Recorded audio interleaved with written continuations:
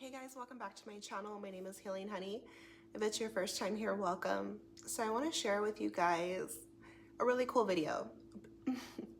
How to release your past self to have a breakthrough. How to break a bad habit and how to do shadow work. Okay, this video I hope helps you in so many ways. When you're trying to step into a new version of yourself, it's going to require you to release your past self, the habits, your identity, how you saw yourself, how you carried yourself. And I'm going to give you guys a specific example in this video, and I'm going to work with you to show you how we can practically do shadow work. But you can apply this to any part of your life, anything that you want to let go of. A lot of times we want to move forward in life, but there's things holding us back that we're not aware of, we're not conscious of. And so it feels really hard to let go or to move forward. We don't know what's stopping us. But a way that you can discover more about yourself and understand yourself a lot better is by doing shadow work. Okay, so in this space on this channel, if you're new here, we're growing and we're healing in live time. Like, this is a daily effort that we do. And a caterpillar doesn't become a butterfly right away. It's a process. And so growing is a process. But in this space, we're blooming into our best selves. And I'm here to help you, hopefully inspire you in some way. So drop me a comment if you're on this spiritual journey, a journey of self-discovery and self-love. Make sure you like this video and share it with anyone who you think could use it. Your world, your reality is a reflection of your internal state. As within, so without. And so everything starts on the inside first. We have to get to know ourselves deeply, especially when you want to break a bad habit.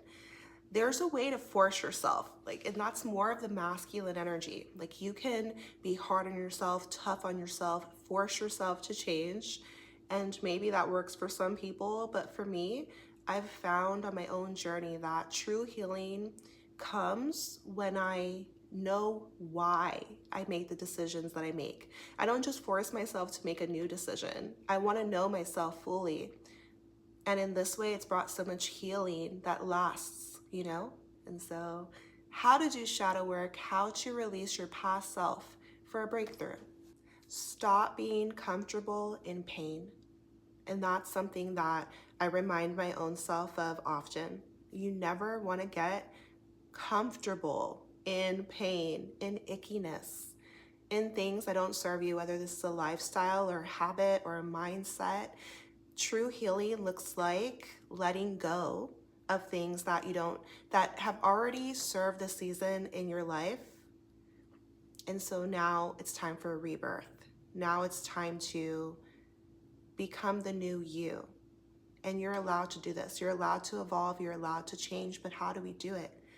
And so anything that's causing you pain in your life, you're able to do shadow work on. And it's a very intimate process with yourself so that you can see yourself fully, the good and the bad. And you're going to get to the stem, the root reasons where your behaviors stem from. Sometimes it's us doing it. Sometimes it's things we've learned. But a habit is something we just are doing unconsciously. But once you become aware of why, that's where the power is. And when you're able to break free, you're going to realize how powerful you are. And you guys, something else I've noticed is that when you do break free, a lot of times you're breaking ancestral trauma, generational trauma, things that have had a hold, not just in your life, but in your family's line. So as you ascend and as you become more conscious, you're healing yourself, you're healing your family line, and you are setting a better example for the generations to come. So know how powerful you are and tap into love for yourself and compassion so that you give yourself a real chance to grow while you're on your journey. Okay, so the example I'm going to share with you guys is something personal from my own life that I'm currently doing shadow work on as we speak. And it's about overeating. Yes. Okay. As I've been on my spiritual journey, as I've been healing, I've shed weight. It's fallen off. As I've learned more about health, it's been easier to lose weight and become healthier, physically more fit. But there's still some bad habits that are lurking in my life. And since I've become more aware of my own behavior, I'm like, okay, if I'm not paying attention, I'll fall into bad habits and I'll take steps backwards.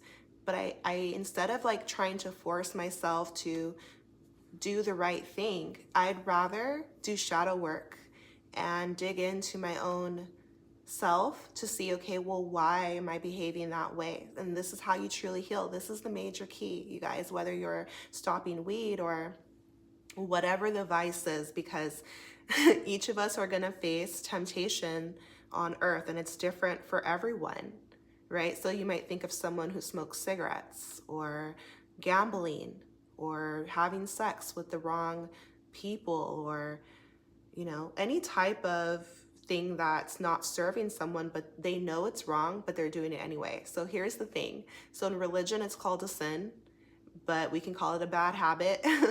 When you're doing it, everything seems perfectly fine. You're probably enjoying it.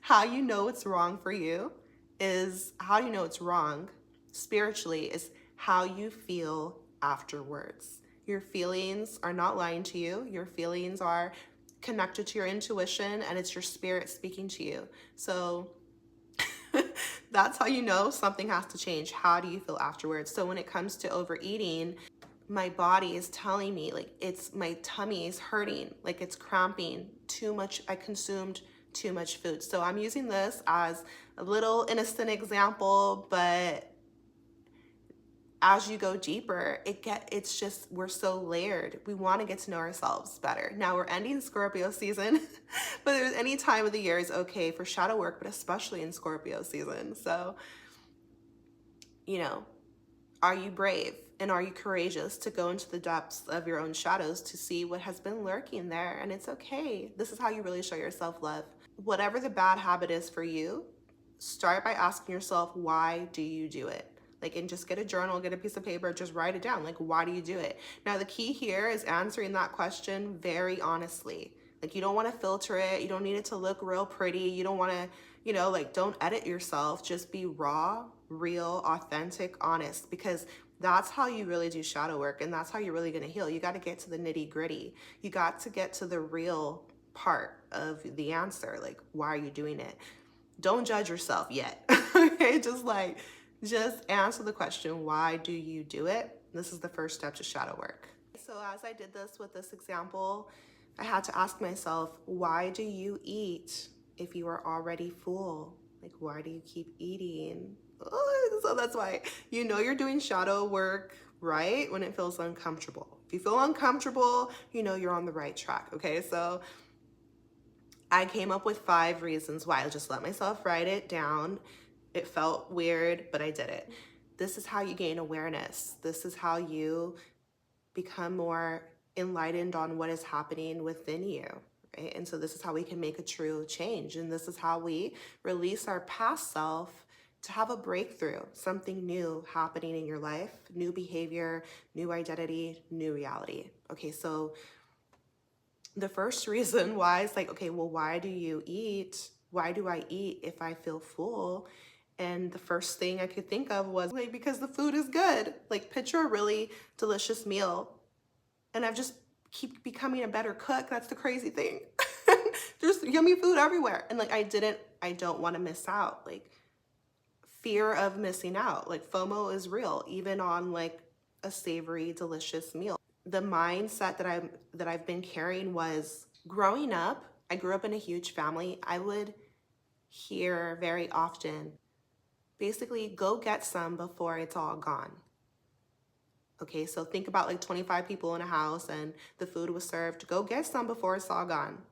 So I would hear that a lot. And so somewhere in my mind, I thought I attributed that feeling of like lack, like needing to consume a lot to have my fill, because what if there's none available later? And so there's no way I would have ever been able to discover this if I didn't do shadow work, right? Because the top layer is like, oh, like just stop being greedy. Like have more self-respect, have more self-discipline, have more self-love. That's the harsh ways of the world. And or more so, that's like the masculine way to look at it. But as I was going deeper, I'm like, oh, okay, it's stemming from a lack mindset, needing to eat a lot to get my fill. Because what if it's all gone? Even though that's not reality. Like it's just, like I have more than enough. So a way that I can heal myself is to first illuminate that. So much of healing is just becoming aware of what the story that's been circling in your mind. And so when I think into this deeper, it's like it ties into generations before me where poverty and, other harsh things, trauma of like not having enough, or, ancestral wounds can surface, but they can be healed when I affirm to myself that I always have yummy, healthy, delicious food available. I'm satiated, I'm satisfied, I have more than enough. But not more than enough as far as overeating, but abundance, right? So resting and being calm in the fact of when I'm full, I can honor my body and stop.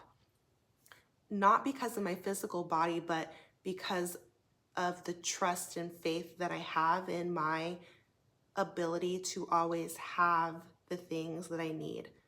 Food, shelter, my needs being met in the physical world. And so I can tell that that's like a generational trauma that was passed onto me that I was living out, like eating a lot, trying to make sure that I have some before it's gone. So do you see how deep that this can go?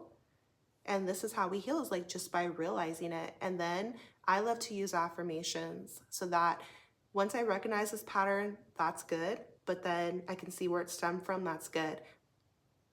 But now when I'm having that feeling, I can affirm to myself, I'm consistently satisfied. There will always be enough. Okay, you guys, I was asking myself in this process, okay, why do I eat if I'm already full? What causes the overeating? What's going on within myself? And something else I discovered was because I thought, okay, well, greed. Like, why am I eating so much? I know that greed is a sin that we're warned about, right? But as I go a layer deeper, it's like, well, why am I? It's like bulk. Think about bulking, right? Or an animal that's going to go into hibernation, like eating a lot for protection, protecting yourself in the wild. Like the bigger the animal, the more the other animals are not going to attack. And so as I was doing shadow work on overeating, I discovered that it was a protection mechanism because it makes you stronger and bigger. And these are things that I'm like, I would never think these things without doing the inner work. And so feeling the need to have to protect myself. And so instead I can release that idea and know and affirm to myself that I am safe. And that's the biggest thing, is like, I am safe in my body and I am protected. And so until we become aware of why we engage in those behaviors, see, your intentions, they don't have to be bad. It doesn't mean you're a bad person. And that's why I see people with compassionate eyes, because I've learned to see myself through compassionate eyes. That's not a bad intention of like wanting to feel safe, wanting to feel strong in my body, wanting to feel protected.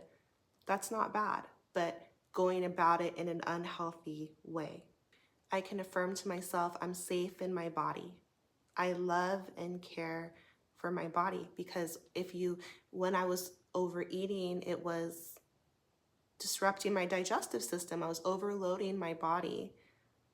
And so we can know the practical reasons of why not to do something. Like when I used to smoke weed, oh, like it's harmful for your lungs. But a lot of times that's not enough. You guys, like you don't want to heal using shame and guilt. Someone really beautiful said this, and I agree so much. And that's how you truly evolve, is love for self. Not shame, not guilt, not the lower emotions. Those are a signal to you that something needs to change. If you feel guilty, if you feel ashamed, that's your signal to do some shadow work. Then go in deeper, then have compassion and love for self. So then as I see, okay, well, now I can make a change that's more long lasting because I've practiced self-compassion, and now I can affirm to myself I'm safe in my body. When I ask myself, why do I overeat, or why do I eat when I'm already full, a really negative thought surfaced, okay? And it was me calling myself a bad word. And, that's why I said it doesn't feel comfortable to do shadow work, but it's okay because you can get to the root. So when I think about that, I can trace it back to childhood. And as I've shared with you guys plenty of times before, that the school that I went to when I was growing up, I was the only kid in that school that looked the way that I do. Everyone else looked a lot different from me. And so I was teased. I was like singled out a lot. I was taller than a lot of the kids. My body was very developed at an early age. I was like a C cup in like 5th grade. And so I had curves to my body. My hair was big and curly, this cinnamon brown skin. And I just looked very, like I stood out like a sore thumb. Is that what they say? So I was teased. And it wasn't like, oh, she's so beautiful. It was like, oh, she's so ugly. She's so big or fat. Because think about like a bunch of kids with like a flat chest, and they have kids' body, but I have like the body of like a 15-year-old, right? So kids would tease me and the girls would be like, oh, she's fat, or I'd be taller than all the boys. So now it's like my body, I love it. I love the curves. I love my height and my beauty, and I'm like an Amazon, rainforest goddess out here. But, but as a kid, I didn't know that. And so here's the thing. You could be carrying negative programming from childhood, and you start to believe it. If you're 7 years old, 8 years old, you don't really have a defense. You don't have anyone, you don't have the shield and, the self-awareness to know the difference between what's true and what's a lie. So you just absorb what other people think about you. You can take that in and start to believe that about yourself. So if I was being called ugly and fat and all these things as a kid, I thought it was true. So then my behavior, your behavior is a reflection of your internal world. So if I thought that was true about myself and I was believing lies, I started to behave in that way, even though it wasn't true. I would start to hide myself. I thought my hair was ugly. I believed that. I thought I was fat. So like eating a lot, even though it felt uncomfortable, don't be comfortable in pain, I would just do it. It became a bad habit that I adopted because I thought that that's who I was. And so if you think about even the word believe, lie, you know what I mean? Become conscious of your beliefs. What do you think about yourself? What do you think is true? And do you think it's true, or is it just something somebody told you, right? And so this is the power of doing shadow work. How to release your past self for a breakthrough, illumination, awareness, seeing that, okay, those were lies, and I can change my life when I change my mindset and I release those lies. I release the negative programming, and I have compassion for that beautiful little girl, my inner child that's within, and the behavior is stemming from that, right? And so once I can see that clearly, I can love those parts of me and make new decisions from adopting a new belief system, knowing that I'm beautiful and healthy and more conscious now. So use affirmations. I'm beautiful, I'm healthy, and I'm more conscious now. How to do shadow work, how to release your past self for a breakthrough. When I was doing shadow work on overeating, I'm like, okay, well, overindulgence, like indulging a bit too much. We just had that Taurus full moon. Be careful, right? And so again, we're flawed. Humans, we're here to learn. And so in that case, self-discipline would definitely serve me, being able to savor just a little bit, being able to stop when I'm full. So these are like practical things, but these are examples of how to do shadow work, being honest with yourself, seeing yourself and knowing that you're flawed, not perfect, but that every flaw is a chance to grow. Every bit of pain, every bit of storms in your life, like it can all serve you because you're learning through the process. You're becoming wiser, stronger, more gracious, more compassionate, more loving, more evolved. You know, when you fall down, you have a chance to get up. Now you can help other people, and now you see the grace of God. Like, so everything serves on earth. So you're not here to be perfect. You're here to evolve as a soul. And it's a really beautiful process, but you can't do that unless you're willing to be honest with yourself and make the changes that you need to become a new version of yourself. And remember to love yourself in every season because it's all serving you. Okay, so the last thing I discovered when I was doing shadow work on overeating was like, well, why do I overdo it? Like, why do I overeat sometimes? And I thought to myself, to celebrate, like to enjoy my life. And I was like thinking about this because remember, just ask your own mind, your own self questions, and just write down what comes to your mind. Don't try to analyze it. Just write it down. So I was like, to celebrate life. And I started thinking about it. And it's because in our culture, in almost every culture, okay, like many cultures across the planet use food as a tool of celebration. Like that's how we have a good time. We have Thanksgiving coming up. And unfortunately, there's a lot of negative traditions in culture. Like a lot of people think it's a joke, like eating until you have a food baby or going into a food coma.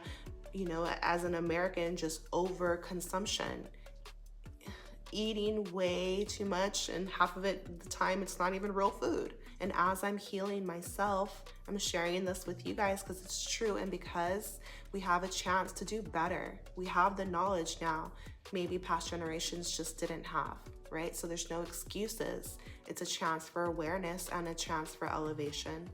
And so there's other ways to celebrate life. I don't have to overeat, right? But all the birthday parties, all the big celebrations, graduations, weddings, we celebrate with food, a lot of food, a lot of really, really good, decadent food.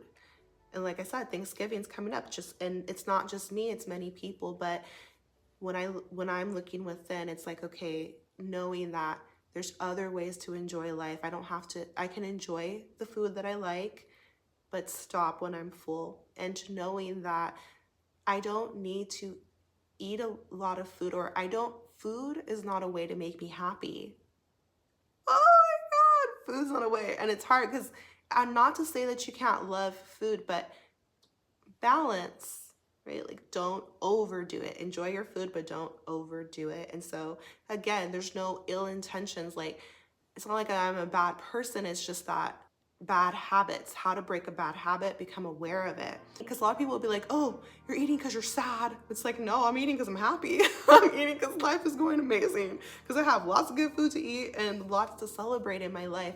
But there's healthier ways. Just like I released smoking to celebrate, just like I released getting drunk to celebrate. Just because something's in your culture, just because it's a habit, just because other people do it, doesn't mean that it's right for you or that it's healing to you. If you're serious about blooming into your best self, then work on yourself, because it does take effort, and it does take you doing things like shadow work and practicing love, and then being courageous enough to make new decisions, even when it's different from the crowd. But more than the crowd, it's different from your past self. How to release your past self for a breakthrough. If you want to change, you can't look backwards too much. Like look backwards just to see where you went wrong, you know, or where you went right. But that's it. You're not chained to your past. You don't have to make those decisions in the current moment. Every single moment is new. And so if you want to release your past self, it's powerful. You know, like And so this is the process of like how to do shadow work, giving you this example of overeating. And it's okay. Like, I know some people are like, you're talking about that on the internet, but I don't have anything to hide because I'm not perfect and neither are you. And so anytime someone judges someone else, it says more about the person judging, you know? And so we're here to learn and grow, and this is a safe space to do that. And so I hope this video helped you in some way. Drop me a comment. I would love to know your thoughts. I'm going to link down below my ebook on 200 self-love affirmations. I want you guys to nourish your mind with healthy, positive thoughts. As we do this inner work on ourselves, we're truly healing from the inside out. And I'll drop my course down below too on how to quit smoking weed if that's something you're battling in your life right now. I'm sending you so much love and so much power and so much healing on your journey. Take care of yourself, and I'll see you in my next video.